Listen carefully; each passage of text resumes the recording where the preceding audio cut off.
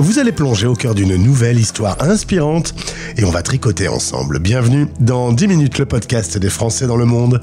Je suis Gauthier Seyss et j'ai le plaisir de passer 10 minutes avec Julie Lagahuser, direction New York. 10 minutes, le podcast des Français dans le monde. Françaisdanslemonde.fr. Un Américain qui dit Lagahuser, à mon avis, ça doit être moins de 1%. Bonjour Julie. Bonjour Gauthier, oui effectivement, il y a très peu de gens qui arrivent à dire Lagahuser, même en France. Même en France. En plus, tu t'es marié avec un homme qui s'appelle Ferrari, t'aurais pu simplifier la donne. Non, j'ai gardé mon nom, j'ai pas passé 35 ans de ma vie à corriger tout le monde pour abandonner cette bataille. Juste après, je continue. Résistance. Ouais, je persiste. Alors, savez-vous qu'une femme sur 3 aux États-Unis sait tricoter? On va parler de tricot, mais avec une Française qui s'est établie il y a quelques années. Alors, pour être précis, à Jersey City, tu m'as dit, bon, pour les Français, quand on est loin, c'est New York. C'est quoi la différence entre New York et Jersey City? Il y a une rivière au milieu, en fait. Non, techniquement, c'est deux États. Enfin, New York est sur l'État de New York, Jersey City est sur l'État du New Jersey. Après, voilà, c'est simplement, il faut traverser l'Hudson River entre les deux, et on est à côté. On est à 15 minutes avec le Path Train, qui est en fait un train local, d'être au World Trade Center. Est-ce que Julie, tu as vu l'avion se poser sur l'Hudson? Non, je l'ai pas vu. J'aurais bien voulu voir ça, c'était quand même un moment incroyable. Et alors, on salue les équipes de French Wink. C'est grâce à l'interview French Wink que tu as découvert la radio des Français dans le monde et que te voilà aujourd'hui. C'est incroyable, là, la vie, hein? Absolument. Le monde est petit. Alors, on revient dans le sud-ouest. Tu es originaire du Lot-et-Garonne. Tu vas faire tes études à Bordeaux, un IUT, école de commerce. Et puis, tu vas rentrer dans une grande boîte. Alors, il s'avère que cette boîte, on la connaît en France maintenant. C'est Pfizer, entreprise pharmaceutique. C'est vrai qu'en France, on communique pas beaucoup sur les médicaments, alors que les États-Unis, le logo, on le voit souvent dans les pubs. Le logo est partout. C'est autorisé pour les entreprises pharmaceutiques de faire de la publicité pour leurs médicaments à la télé, à la radio, etc. Chose qui n'est pas du tout autorisée en France et je crois même en Europe d'ailleurs. Alors, en l'occurrence, c'est la boîte qui a vendu du Viagra. C'est comme ça qu'on en a beaucoup parlé. Quoi, dans les années 90, peut-être un truc comme ça? Ouais, fin des années 90, 2000. Et puis, on en a parlé aussi pendant la période de Covid, évidemment. En tout cas, cette boîte va te permettre de faire au début un stage à Paris et ensuite de connaître la vie à Londres. Et puis, depuis 2014, New York. T'as tout le temps dit oui quand on t'a proposé un poste à l'international? J'ai pas toujours dit oui du premier coup. Sachant que moi, j'avais pas, en plus, dans mes études d'aspiration pour partir à l'étranger ou voilà. Mais voilà, les chemins se sont faits comme ça en fonction des opportunités, des rencontres aussi, parce que c'est quand même souvent par rapport avec des gens qui m'ont aiguillé sur ces possibilités-là, voilà, et de dire tiens, viens avec moi dans cette équipe à Londres, viens avec moi, et puis ensuite de me dire tiens, il y a un job à New York qui s'est ouvert, est-ce que tu devrais y aller, quoi. Mais du coup, tu n'avais pas ce désir d'international à tout prix? Pas au départ, non. Pas au départ. Même si, quelque part, je pense que l'idée de partir me faisait rêver quand j'étais petite. J'avais un peu oublié voilà, cette envie en grandissant dans mes études. Et parce que je pense qu'à cette époque-là, moi, j'étais bien en France. Hein, enfin, c'est pas une fuite, en tout cas. Voilà, c'était plus un désir d'exploration que de se dire je reste pas là, quoi. Bon, du tout. Ça se passe plutôt bien. Ça fait 10 ans que tu es là-bas. C'est que ça se passe bien. C'est ça. Ça se passe bien. Non, on est très contents ici, ouais. Alors, fin 2021, restructuration au sein de Pfizer. Tu as 6 mois devant toi pour te réinventer. L'année des 40 ans, il faut se poser les bonnes questions. Et puis, va arriver un petit événement qui s'appelle la Covid. On se retrouve chez soi, à bricoler. En l'occurrence, tu vas faire ce qu'on appelle du craft, utiliser des matières, faire des masques, te mettre un peu au tricot, le travail manuel avec la vertu que ça peut représenter de t'apaiser, de t'occuper, de te rendre créative. C'est ça. Donc ce que j'ai trouvé là-dedans, j'ai retrouvé parce que j'en faisais beaucoup quand j'étais enfant. Quand on grandit, voilà, j'ai grandi dans le Lot-et-Garonne, comme tu as dit, entouré de crafters, de gens qui faisaient des choses avec les très manuels. J'ai grandi à la campagne dans ce coin-là. Donc les grand-mères, elles faisaient toutes de la couture, du tricot, tout ça. Et j'en faisais quand j'étais petite. Alors pas du tricot, c'est venu juste là, mais de la couture, tout ça. Et moi, pendant la Covid, j'avais j'ai toujours une fille, mais qui avait 3 ans et demi. Et donc, il a bien fallu s'occuper, faire des choses avec elle et pas la laisser être babysittée par la télé. Donc, on s'est mis à faire des choses comme ça, et je me suis reconnectée avec ce désir-là.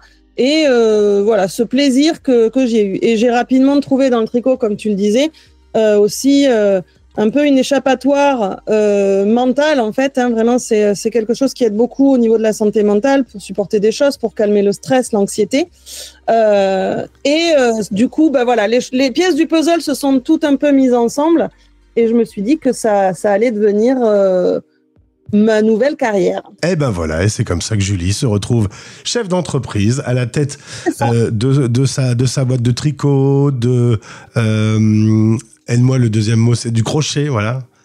Alors le crochet, j'en fais pas trop, mais après je vends de la laine aussi comme ça. Donc pour les gens qui voudraient faire du crochet et avoir de la laine, parce que la laine vient de l'État de New York, du nord de l'État de New York, donc on est j'essaie de faire des choses très locales.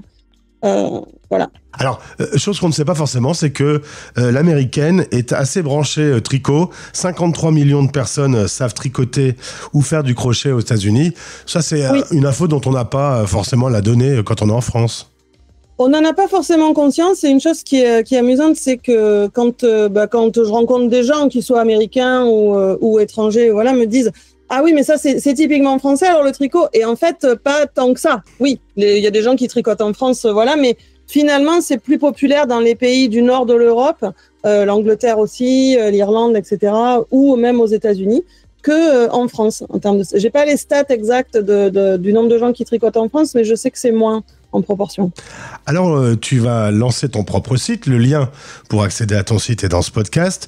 Tu vas nouer un partenariat avec Ma Petite Laine, qui propose des petits kits de décence.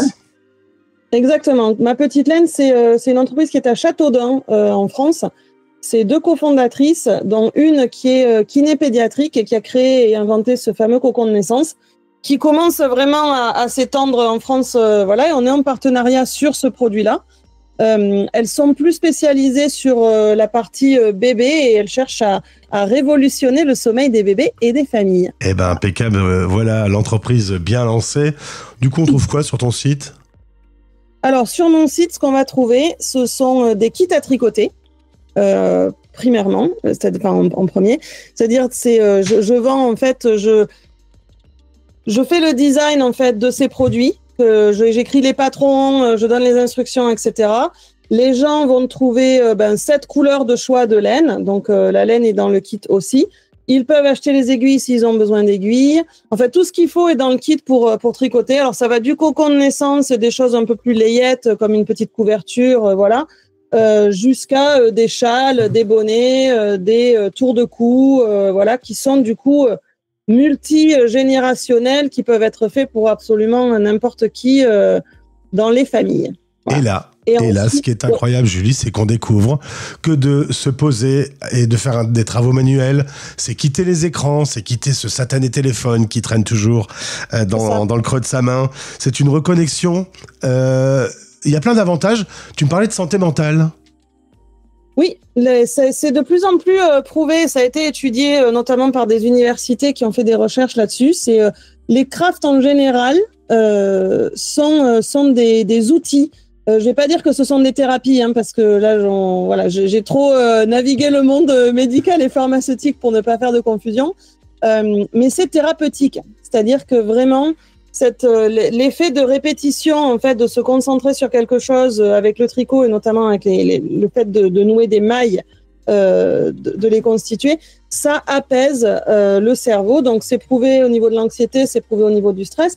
Et il y a même des effets qui commencent à sortir aussi sur la santé physique, parce qu'on crée neurologiquement, on crée des parcours neurologiques qui aident en fait dans la prévention des maladies neurodégénératives, comme Alzheimer, Parkinson, etc. Donc il y a vraiment des effets positifs là-dessus.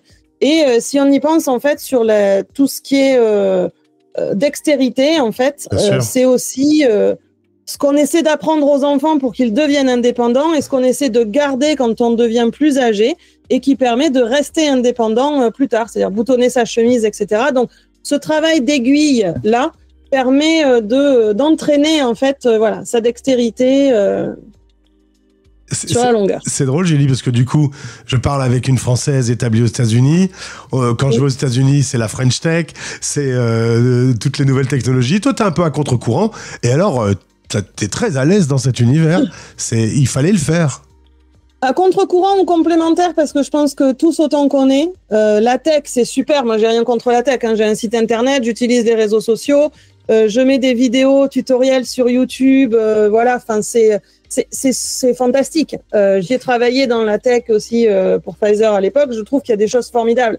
Mais on a aussi besoin de temps en temps de trouver ces moments où on ralentit, où on se sort un peu de ce tout écran, de ce tout connecté, Et je pense que c'est je suis pas en train de dire enfermez-vous dans une grotte et mettez-vous à tricoter, loin de là.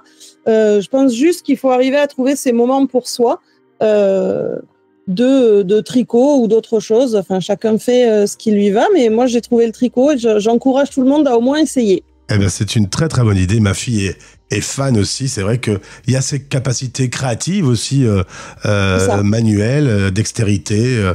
Ça a plein d'avantages. Alors, félicitations pour ce travail, Julie. Ma dernière question, tu es quand même bien loin de ton Occitanie natale. Oui. Qu'est-ce qui te manque? Un petit coup de foie gras, un petit coup de confit de canard de temps en temps? Ou ça va, tu tiens le coup?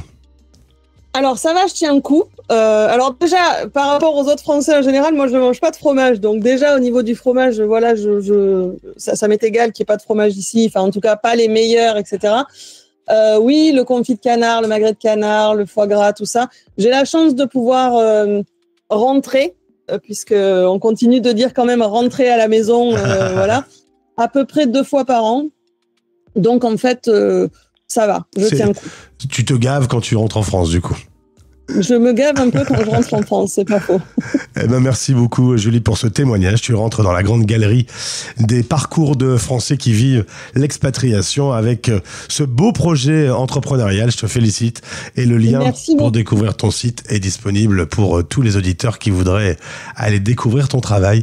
À bientôt. Merci beaucoup, Gauthier. Merci de m'avoir reçu. Français dans le monde.fr